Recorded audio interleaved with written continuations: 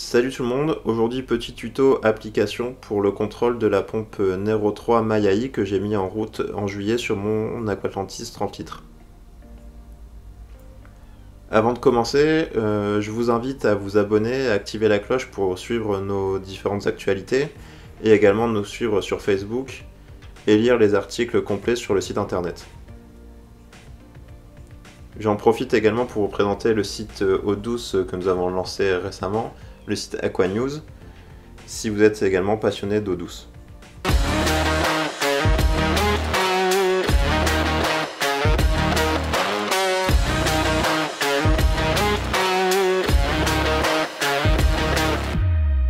Le premier réflexe, comme pour tout appareil connecté, est de télécharger l'application correspondant.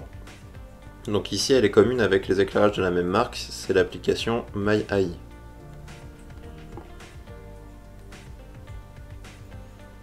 Comme vous pouvez le voir, moi je l'ai téléchargé pour gagner un peu de temps. Et il vous suffit donc de l'ouvrir.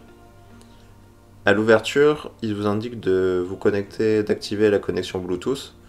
Donc avec le bouton réglage, ça vous envoie directement au réglage de votre appareil, activer Bluetooth.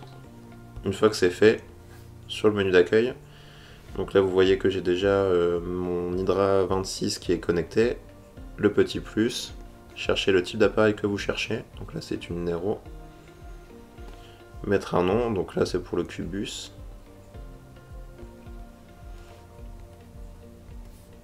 donc c'est le nom sur lequel apparaîtra l'appareil plus tard.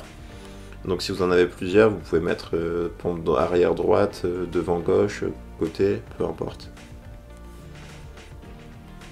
Il cherche les appareils qui sont à portée de connexion, donc ici la Nero 3.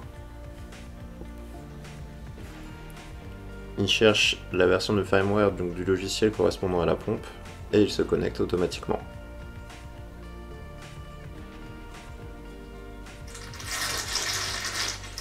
L'appareil s'est mis en route, donc là vous pouvez l'entendre derrière, c'est la pompe qui se met en route à pleine puissance pour pouvoir la repérer facilement. Donc, sur la page d'accueil, vous avez le nom que vous venez de donner, le nombre d'appareils connectés à cet aquarium et les différents menus. Donc autoriser la programmation sur une journée, le mode alimentation, allumer la pompe, éteindre la pompe. Donc ça, ce sont des boutons d'action instantanés.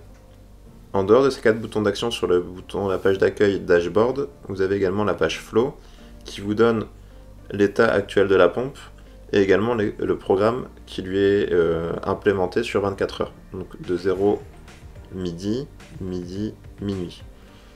Le débit actuel en litres par heure et là l'heure qui est enregistrée sur l'appareil. Pour modifier ce programme, vous cliquez sur Edit, et là vous voyez sur la gauche la barre horaire de 0 à 24 heures, les différents modes qui sont implémentés, donc là pour l'instant c'est du courant constant à 75%, et vous pouvez y ajouter les modes aléatoires, mode pulsé donc mode vague, et le mode alimentation lorsque vous nourrissez vos coraux ou vos poissons, et vous souhaitez réduire le débit à ce moment-là. Donc pour ça c'est assez simple, il vous suffit de sélectionner le mode que vous souhaitez et le glisser sur la plage horaire désirée approximative. À partir de là, vous pouvez affiner la plage, l'horaire que vous souhaitez. Sur le mode aléatoire, vous pouvez régler la vitesse minimum, vitesse maximum et la fréquence de variation entre ces deux puissances. Une fois que c'est effectué, vous cliquez sur Done, et là vous pouvez rajouter le mode suivant. Donc ici par exemple le mode pulsé, le mode vague, la plage horaire, la vitesse maximum de la vague, le temps de fonctionnement de la pompe, le temps d'extinction de la pompe, donc la fréquence de pulsation pour créer le mode vague en fonction de la longueur de votre aquarium par exemple, ou du décor.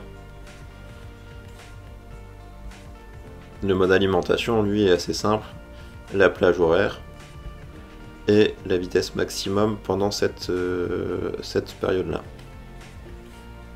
A noter que vous pouvez également ajuster un peu moins finement, je trouve, les plages horaires de ces différents modes avec les barres là directement, et donc à chaque fois ça augmente le temps du réglage précédent. Si vous souhaitez supprimer un mode, vous cliquez dessus, la petite corbeille et c'est réglé. Une fois que vous avez votre programme réglé, vous cliquez sur sauvegarder et vous voyez l'horloge circulaire qui était verte donc pour un courant constant précédemment est maintenant implémentée du mode aléatoire et du mode vague comme j'ai créé précédemment, et là le débit actuel. C'est aussi ici que vous pouvez rajouter un second appareil si vous avez plusieurs pompes et que vous voulez les synchroniser ou les mettre en opposition par exemple. Donc ici, comme j'en ai pas d'autres dans mon logement, il n'en propose pas disponible en connexion Bluetooth.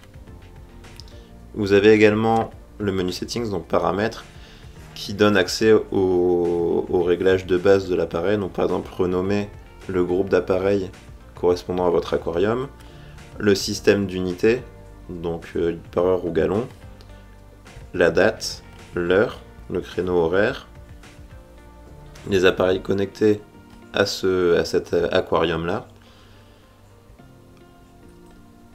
Si vous passez en mode alimentation manuellement, le pourcentage et le temps d'arrêt. En mode avancé, vous pouvez également autoriser ou interdire le contrôle depuis les boutons qui sont sur les appareils. Donc là, par exemple, sur la pompe, il y a un petit boîtier, une sorte de petite télécommande, donc savoir si vous voulez l'autoriser ou pas, ou si vous pouvez piloter que depuis votre téléphone.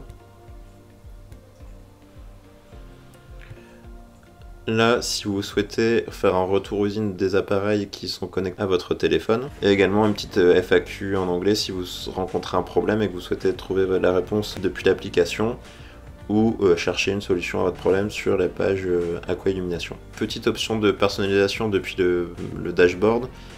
L'appareil photo vous permet de changer la photo qui correspond à votre aquarium si vous souhaitez personnaliser ceci sur la page d'accueil, ou montrer un de vos animaux préférés dans votre aquarium.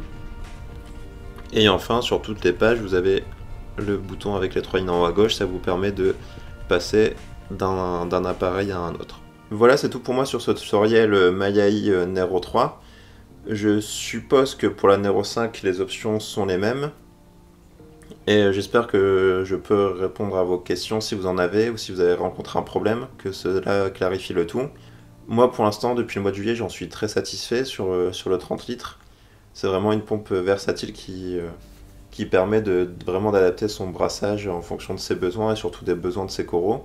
N'hésitez pas à poser vos questions si vous en avez en commentaire et à nous suivre sur tous nos réseaux sociaux. A bientôt!